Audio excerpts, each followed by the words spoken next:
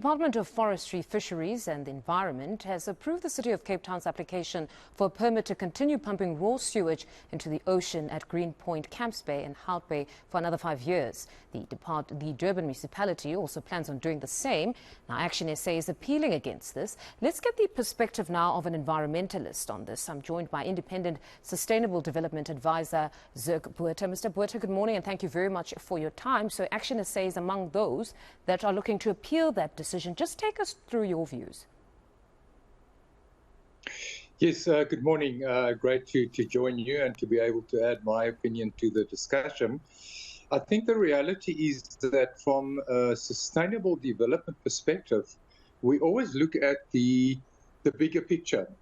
You can't just look at it purely from the environmental impact factor and how that is going to play out.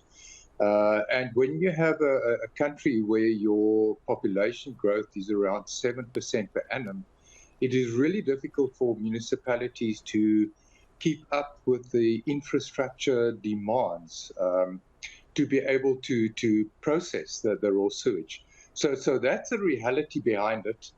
But from my personal perspective, and I think everybody that puts their minds to it will agree that it is unacceptable for raw sewage to be continually pumped into the oceans.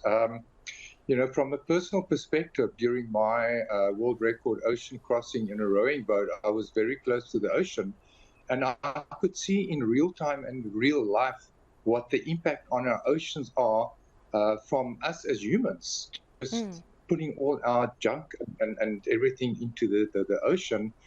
And our oceans are our biggest supplier of fresh oxygen and recirculating of critical elements in the air, it impacts on our climate. So the real reality is that another 5 years of pumping sewage, raw sewage into the oceans, it just has a cumulative effect. And it's not acceptable. I think the bottom line is it's not acceptable. It's an obvious lifeline to the municipalities, but it's not.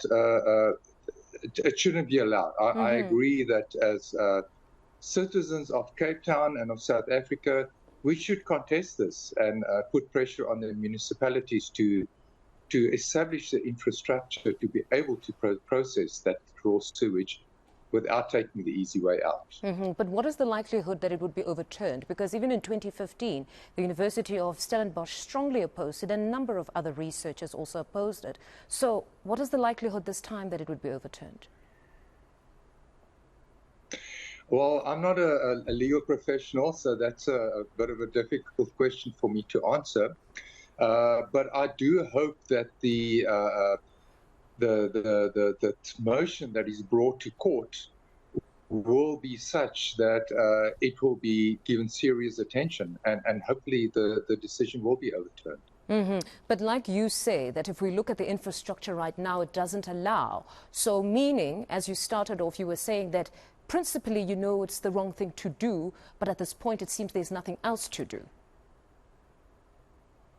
That exactly is the catch-22 situation we and the municipality are finding ourselves in. It would be easy to overturn it, but then what is the alternative? My take on it would be to establish a proper process that is monitored to ensure that the infrastructure is established in the shortest possible time frame.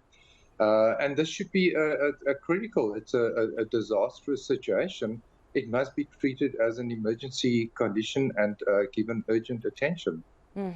Thank you very much, Mr. Botha, for your time this morning. That was Independent Sustainable Development Advisor Zirk Botha.